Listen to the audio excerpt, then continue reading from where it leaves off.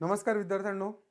आज आपण आदिम समाज याच्याविषयीचा जो पार्ट 1 झाला होता त्याचा राहिलेला पार्ट 2 आज आपल्याला कंप्लीट करायचा आहे. तर पार्ट 2 मध्ये बेसिकली काय आहे की आदिम समाजासाठी किंवा आदिवासी समाजासाठी सरकारने काय काय तरतुदी केलेल्या आहेत त्याच्या संदर्भातली आपली थोडीशी माहिती आपल्याला घ्यायची आहे आणि काही प्रश्न असतील त्याच्यावर आपल्याला थोडीशी चर्चा करायची आहे.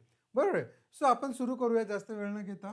पुन्हा एकदा सगळ्यांचं साकार फोरममध्ये हार्दिक स्वागत आहे आणि आपण बघूया आपले काय आता आदिम समुदायाच्या समस्या सोडवण्यासाठी केलेल्या उपाययोजना. तर सगळ्यात पहिले राजनीतिक उपाययोजना काय आहे, राज्यघटनेतील संरक्षण काय आहे किंवा काय दिलेलं आहे, कोणाला अधिकार आहेत ते समजून घ्यायचे. कारण बघा तुम्हाला एक टॉपिक आहे समाजकार्याशी संबंधित अर्थव्यवस्था राज्यव्यवस्था, करेक्ट आहे, कारण याच्यावर प्रश्न तसेच येणार आहेत. त्यामुळे ही गोष्ट लक्षात घ्यायची की आपल्याला समजून घेताना हे समजून घ्यायचं आहे. आता जसं राज्यघटनेतील ते संरक्षण बघितलं तर आदिवासींसह सर्वच भारतीय नागरिकांना राज्यघटनेने काय दिलेत, समान अधिकार व संधी दिलेल्या आहेत. बरोबर आहे. राज्यघटनेने वेट बिगारीची प्रथा नष्ट केलेली आहे. राज्यघटनेने नष्ट केलेली, लक्षात ठेवा, हे वाक्य महत्वाचं आहे. राईट. नंतर लोकसभा, राज्यांच्या विधानसभा तसेच शिक्षण संस्था व शासकीय निमशासकीय नोकऱ्या इत्यादींमध्ये आदिवासींसाठी काही जागा पण काय केल्यात मित्रांनो, राखीव ठेवलेल्या आहेत. बरोबर आहे. त्या ठिकाणी त्यांनी रिझर्वेशन दिलेलं आहे त्या जागांसाठी. कारण का, आपल्याला आदिवासी समाजाला मेन फोल्डमध्ये आणायचं आहे. राज्यघटनेनुसार भारताच्या संचित निधीतून, बरोबर आहे, काही रक्कम घेऊन ती आदिम कल्याण कार्यक्रमावर खर्च करावयाची आहे. कशानुसार? भारताच्या राज्यघटनेनुसार जो भारताचा संचित निधी आहे, बरोबर आहे, तो त्यातून काही रक्कम ही आदिवासी कल्याणासाठी 100% खर्च झाली पाहिजे असं त्याचं मत आहे. बरोबर आहे. त्यानंतर आदिवासी कल्याण कार्यक्रमाची काळजी घेण्यासाठी एक आयुक्त नेमण्याचा अधिकार राज्यघटनेने कोणाला दिलाय? राष्ट्रपतींना दिलाय. मित्रांनो, क्वेश्चन मध्ये हा प्रश्न येईल आणि तिथे तुम्हाला ऑप्शन असेल राज्यपाल. बरोबर आहे. काय असेल? राज्यपाल. तर ते राज्यपाल नसून तिथे काय असणार आहे मित्रांनो? राष्ट्रपती असणार आहे. ही गोष्ट लक्षात घ्या, महत्वाचा मुद्दा आहे. कशासाठी? आदिवासी कल्याण कार्यक्रमाची काळजी घेण्यासाठी एक आयुक्त नेमण्याचा अधिकार राज्यघटनेने कोणाला दिलेला आहे? राष्ट्रपतींना दिलेला आहे, राज्यपालांना नाही. कारण आपल्याला जवळची जी व्यक्ती आहे, तुम्हाला असं वाटेल एवढ्याशा छोट्याशा कामासाठी राष्ट्रपती कशाला असेल, लॉजिक जर लावायला गेलात तर लॉजिक प्रमाणे चुकेल तुमचं. पण त्या ठिकाणी लक्षात ठेवायचं काय, राष्ट्रपतींना दिलाय. पुन्हा एकदा रिपीट करतोय, राज्यघटनेने आदिवासी कल्याण कार्यक्रम राबवण्यासाठी किंवा त्याची काळजी घेण्यासाठी एक आयुक्त नेमण्याचा अधिकार हा कोणाला दिलेला आहे मित्रांनो? हा अधिकार दिलेला आहे राष्ट्रपतींना दिलेला आहे. कोणाला दिलेला आहे? राष्ट्रपतींना दिला आहे. राईट. पुढे जाऊया. आदिम कल्याणाच्या योजना, प्रकल्प व कार्यक्रम यांची आखणी व अंमलबजावणी करण्याच्या संदर्भात केंद्र सरकार राज्यांना मार्गदर्शन देऊ शकते. काय काय कार्यक्रम असं आपण ते जेवढे पण आपण आयोग होते, इतर मागासवर्ग आयोग वगैरे, त्याचे जे बघितले आहे आपण स्ट्रक्चर, त्यामध्ये पण हे सांगितलेलं आहे केंद्र सरकार काय करू शकतं, राज्यांना मार्गदर्शन देऊ शकतं. आदिम कल्याणाच्या योजनांसाठी केंद्र सरकार राज्यांना अनुदान देऊ शकतं. काय करू शकतं? अनुदान देऊ शकतं. त्या ठिकाणी आदिवासींच्या कल्याणाकडे लक्ष देण्यासाठी स्वतंत्र मंत्री नेमण्याचा ही महत्वाची बीट आहे. ही गोष्ट लक्षात घ्या. इथे प्रश्न बनतोय तुमचा. काय? आदिवासी कल्याणाकडे लक्ष देण्यासाठी स्वतंत्र मंत्री नेमण्याचा अधिकार राज्यघटनेने राज्य सरकारांना दिलेला आहे. बघा इथे काय होतं, दोन वाक्य येऊन जातील तुम्हाला. राज्यघटनेने एक आयुक्त नेमण्याचा अधिकार राष्ट्रपतींना दिलेला आहे आणि एक मंत्री नेमण्याचा अधिकार राज्य सरकारांना दिलेला आहे. कोणाला दिलाय? राज्य सरकारांना दिलाय. लक्षात ठेवा, इथे कन्फ्युज व्हायचं नाही. ही खूप महत्वाची बीट आहे, याच्यामध्ये प्रॉब्लेम येऊ शकतो.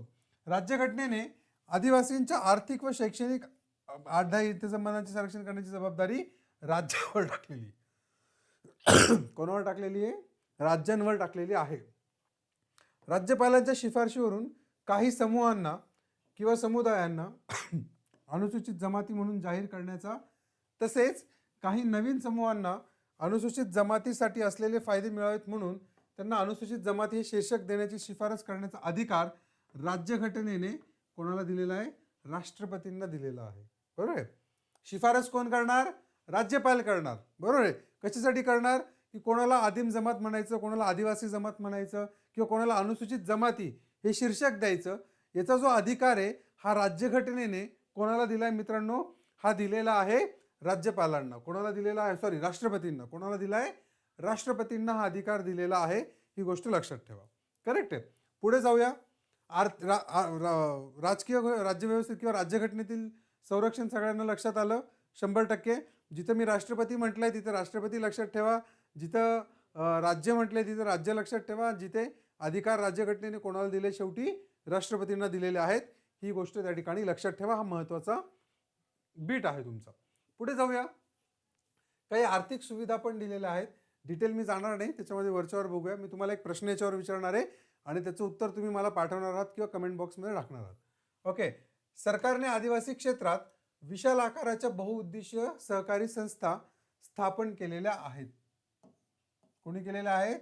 विशाल आकाराच्या बहुउद्देशीय संस्था सहकारी संस्था स्थापन कोणी केल्या आहेत? सरकारने. बरोबर आहे. परिणामी अनेक आदिवासी शेतकऱ्यांनी स्थानांतरित शेतीऐवजी स्थिर शेती पद्धती स्वीकारली आहे. कारण आदिवासी लोकांमध्ये तुम्ही जर ते बघितलं, त्याला आपल्या जॉग्राफीमध्ये भूगोलात पण एक टर्म आहे, झूम कल्टिवेशन त्याला आपण म्हणतो, किंवा वेगवेगळ्या राज्यात वेगवेगळ्या शब्दांनी म्हणतो, आणि त्याला मराठीत आपण स्थानांतरित शेती म्हणतो. म्हणजे काय की आज इथे शेती केली, नंतर ही जागा सोडून द्यायची, इथलं पीक जळून टाकायचं आणि परत दुसऱ्या जागेवर शेती करायची. तिथलं झालं का तसंच करायचं, परत तिसऱ्या जागेवर. म्हणजे एका ठिकाणी स्थिर नव्हते. पण आता ह्या योजनांमुळे शेतकऱ्यांनी स्थानांतरित शेती पद्धती सोडून ते स्थिर पद्धती एकाच ठिकाणी पीक घेतात, नंतर जमिनीची मशागत करतात आणि परत पुन्हा त्याच ठिकाणी पीक घेतात. करेक्ट आहे. त्यानंतर सरकारने आदिवासींना विपणन मार्केटिंग सहाय्य पुरवण्यासाठी भारतीय आदिम सहकारी विपणन विकास संघ, भारतीय आदिम सहकारी विपणन विकास संघ, याला तुम्ही ट्रायफेड असं म्हणू शकतात. बरोबर आहे. मला फक्त एकच उत्तर द्यायचं आहे, ट्रायफेडची स्थापना कधी झाली आहे आणि ट्रायफेडची उद्दिष्टे काय आहेत. बेसिकली काय मार्केटिंगसाठी आहेत. सो मार्केटिंगमध्ये ते काय काय प्रोव्हाइड करतात ते बघा, आणि ट्रायफेडची स्थापना कधी झाली ते तुम्ही मला सांगणार आहात. ओके. आदिवासी युवकांना स्वयंरोजगार करता यावा म्हणून सरकारने त्याची कौशल्य विकसित करण्यासाठी व्यवसाय प्रशिक्षण केंद्रे सुरू केलेली आहेत. आता स्किल डेव्हलपमेंट आपल्याकडे सगळे बघा, स्किल डेव्हलपमेंटमध्ये आदिवासी समाज असेल, स्त्रिया असतील, बरोबर आहे, त्यानंतर अनुसूचित जाती जमाती असतील, यांच्यासाठी काही विशेष कोर्सेस, विशेष हेल्पलाईन काही प्रोव्हाइड केलेलं आहे का ते बघून ठेवा. परीक्षेच्या दृष्टीने ते अतिशय महत्त्वाचं असणार आहे मित्रांनो. राईट. पुढे जाऊया. शैक्षणिक सुविधा. आदिवासी क्षेत्रात शिक्षण प्रसारात चालना देण्यासाठी सरकारने विविध शैक्षणिक सुविधा काय केलेल्या आहेत? पुरवलेल्या आहेत किंवा पुरवित आहे असं आपण म्हणू शकतो. यासाठी शाळा असतील, आश्रम असेल, वसतिगृह असतील, इत्यादी म्हणजे आदिवासी क्षेत्रात स्थापन केलेली आहेत. हे जे सगळे आहेत, शाळा, आश्रमशाळा, आदिवासी याच्यामध्ये, आणि याच्यामध्ये साधारण पाठ्यपुस्तकांपासून तर गणवेशापर्यंत, बरोबर आहे, वह्या, पुस्तके, साधने, गणवेश इत्यादींचा मोफत पुरवठा, बरोबर आहे, मोफत केलेला आहे. त्यांनी निशुल्क शिक्षण, शिष्यवृत्ती, छात्रभत्ता, वह्या, पुस्तके हे सगळं यासारख्या सवलती मिळत आहेत. काही ठिकाणी त्यांना शाळेतल्या मधल्या सुट्टीत भोजन पुरवलं जातं. बरोबर आहे. एक वेळचे झालं ते के झालं, भोजन पुरवले जाते. काही ठिकाणी निवासाची व भोजनाची सुविधा मोफत पुरवली जाते. आश्रमशाळांमधून औपचारिक शिक्षणाबरोबरच शेती असतील, हस्तोद्योग असतील, जंगल उद्योग, दुग्ध व्यवसाय, बरोबर आहे, कुक्कुटपालन, नंतर हनी बी पालन जे असं आपण म्हणतो है ना, मधुमक्खी पालन, राईट, त्या संदर्भातल्या ट्रेनिंग त्या आदिवासी समाजातल्या युवकांना दिल्या जातात, म्हणजे जेणेकरून ते त्यांच्या पायावर उभे राहू शकतील. राईट. त्यानंतर आपण म्हणू शकतो सर्वात महत्त्वाची गोष्ट म्हणजे आदिवासी विद्यार्थ्यांसाठी शिक्षण संस्थात काही जागा राखीव ठेवल्या असून त्यांच्यासाठी वयोमर्यादा व पात्रता गुण याबाबतची अट शिथिल केलेली आहे. वयोमर्यादा आणि पात्रता याबाबतची अट शिथिल केलेली आहे. आदिवासी विद्यार्थ्यांना केंद्रीय लोकसेवा आयोगाच्या परीक्षांना बसता यावे म्हणून या परीक्षांची पूर्वतयारी करून घेणारी केंद्रे स्थापन केलेली आहेत. बरोबर आहे. जसं बार्टी एक आहे, बरोबर आहे, बार्टी एक केंद्र आहे.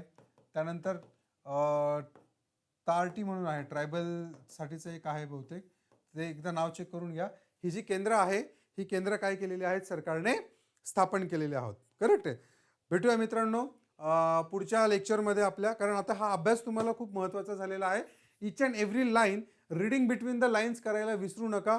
प्रश्न जसे तयार करतायत, मी जे सांगतोय तुम्हाला नोट्स, कंटेंट यापेक्षा पण महत्त्वाचं काय की जो ॲप्रोच आहे, एखादी गोष्ट जर तुम्ही वाचताय तर ती वाचताना कशा पद्धतीने वाचली पाहिजे हे डेव्हलप जर झालं तर तुम्हाला परीक्षा पास होण्यापासून कोणी रोखू शकत नाही. त्यामुळे अभ्यास करत राहा. काही अडचणी आल्यास मी तुमच्या सोबत आहे, मेसेज करायला विसरू नका. भेटूया पुढच्या लेक्चरमध्ये. धन्यवाद मित्रांनो.